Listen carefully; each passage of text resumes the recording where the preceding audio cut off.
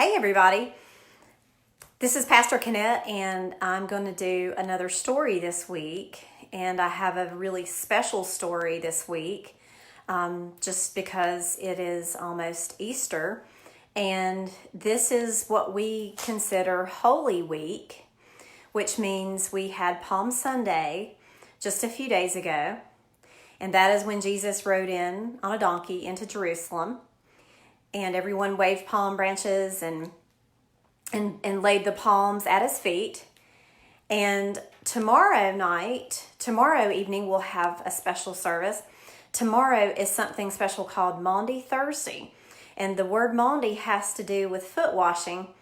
And that is when Jesus took the Last Supper with his disciples, and he even washed their feet, which was a huge thing to do back then in the first century, because people, they would have been really hot and tired, and their feet would have hurt, and they would have really felt like someone cared about them for doing that.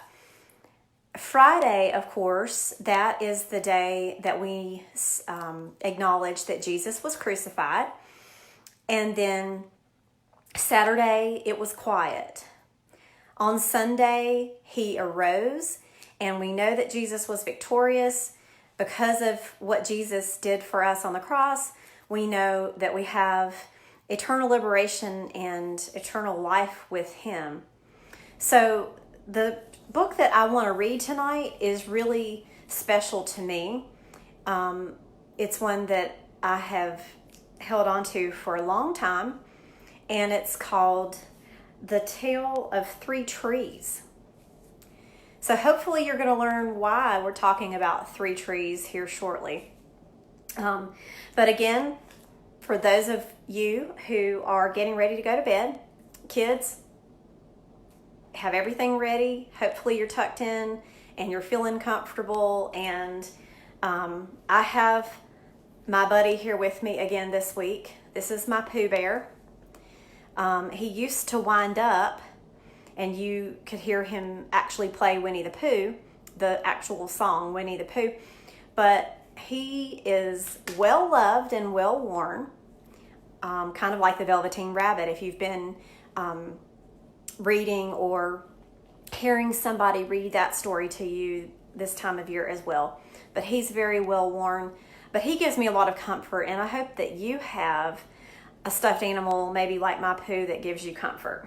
So I'm going to put him beside me, and we're going to go ahead and read The Tale of Three Trees.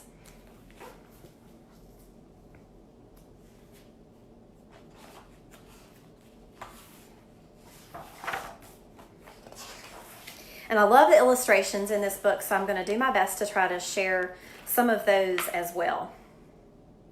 Once upon a mountaintop, three little trees stood and dreamed of what they wanted to become when they grew up. And I know a lot of you probably think about what you want to be when you grow up. And there are a lot of possibilities. And the very thing that you dream of being when you grow up may be exactly what you'll be.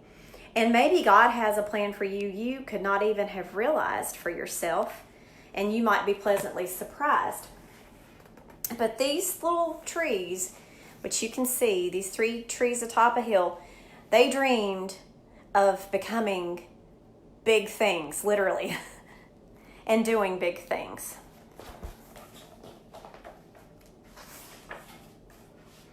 The first little tree looked up at the stars twinkling like diamonds above him. "I want to hold treasure," he said. "I want to be covered with gold and filled with precious stones. I will be the most beautiful treasure chest in the world." That would be pretty cool. That doesn't sound too bad. The second little tree looked out at the small stream trickling by on its way to the ocean. "I want to be a strong sailing ship," he said. "I want to travel to mighty waters and carry powerful kings. I will be the strongest ship in the world." The third little tree looked down into the valley below, where busy men and busy women worked in a busy town. "I don't want to leave this mountaintop at all," she said. "I want to grow so tall that when people stop to look at me, they will raise their eyes to heaven and think of God. I will be the tallest tree in the world.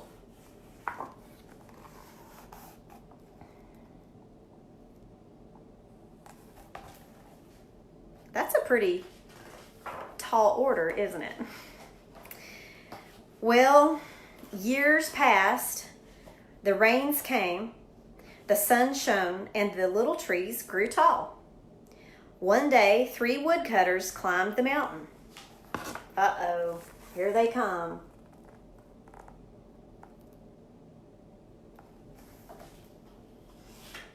Wonder what's going to happen. The first woodcutter looked at the first tree and said, "This tree is beautiful. It's perfect for me." And with a swoop of his shining axe, the first tree fell. "Now I shall be made into a beautiful chest," thought the first tree. "I shall hold wonderful treasure." The second woodcutter looked at the second tree and said, "This tree is strong. It's perfect for me." And with a swoop of his shining axe, the second tree fell. "Now I shall sail mighty waters," thought the second tree. "I shall be a strong ship, fit for kings." The third tree felt her heart sink when that last woodcutter looked her way. She stood straight and tall and pointed bravely to heaven. But the woodcutter never even looked up. "Any kind of tree will do for me," he muttered.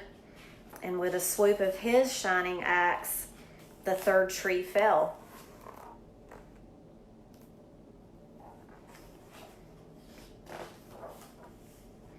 The first tree rejoiced when the woodcutter brought him to a carpenter shop, but the busy carpenter was not thinking about treasure chests.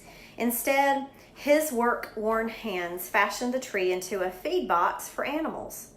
The once beautiful tree was not covered with gold or filled with treasure. He was coated with sawdust and filled with hay for hungry farm animals.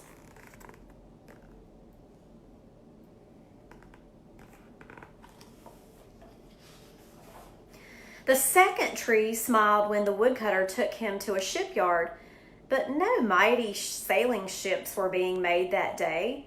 Instead, the once strong tree was hammered and sawed into a simple fishing boat. Too small and too weak to sail an ocean or even a river, he was taken to a little lake. Every day he brought in loads of dead, smelly fish. Ugh.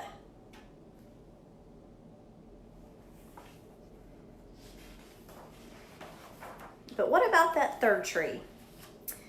Well, the third tree was a little bit confused when the woodcutter cut her into strong beams and left her in a lumber yard. What happened? The once tall tree wondered. All I ever wanted was to stay on the mountaintop and point to God. And here's that third tree cut into beams. Many, many days and nights passed. The 3 trees nearly forgot their dreams. But one night, golden starlight poured over the first tree as a young woman placed her newborn baby in the feed box. "I wish I could make a cradle for him," her husband said. The mother squeezed his hand and smiled as the starlight shone on the smooth and sturdy wood. "This manger is beautiful," she said, and suddenly the first tree knew he was holding the greatest treasure in the world. Who do you think that is? Baby Jesus. One evening, a tired traveler and his friends crowded into the old fishing boat. The traveler fell asleep as the second tree quietly sailed out onto the lake. Soon, a thundering and thrashing storm arose. The little tree shuddered. He knew he did not have the strength to carry so many passengers safely through the wind and rain. The tired man awakened. He stood up, stretched out his hand, and said, "Peace." The storm stopped as quickly as it had begun. And suddenly the second tree knew he was carrying the King of heaven and earth.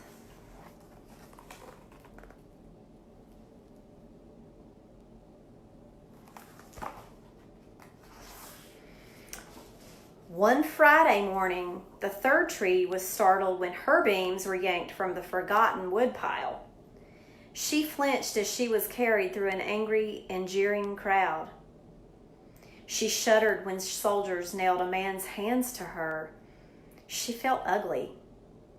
She felt harsh. She felt cruel.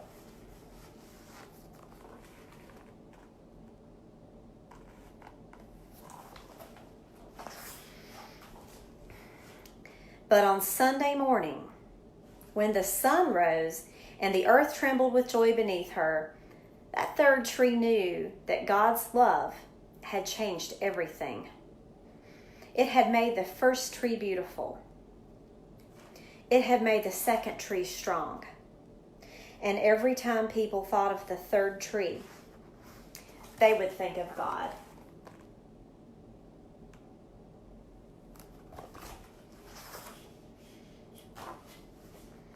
And that was better than being the tallest tree in the whole world.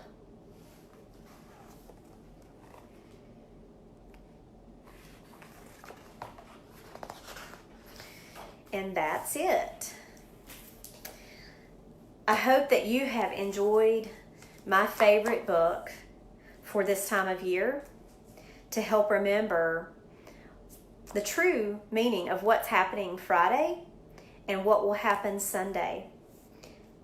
And in fact, it's really still one of my favorite books of all time, period. So I hope that it's been special to you. And I hope that all of you, adults and children, have enjoyed this. Some of you adults may have heard it a while back, and maybe some of you all have not heard it before. But to me, it still gives me cold chills and almost makes me cry. So I hope that it was special and meaningful to you. And I hope that you all will tune in for some very special services that we'll be doing. Families, tune in with them for Maundy Thursday at 7 and Good Friday at 7, and then of course Easter sunrise and 11 o'clock service. So we look forward to virtually seeing you there, and we look forward to seeing you back in church when we can be together again and give you a big in-person hug. So I love all of you, and I miss seeing you in person, but I'm thinking of you, and you're all in my prayers. And I'll come back next week, probably on Thursday, get back to Thursday schedule. Okay?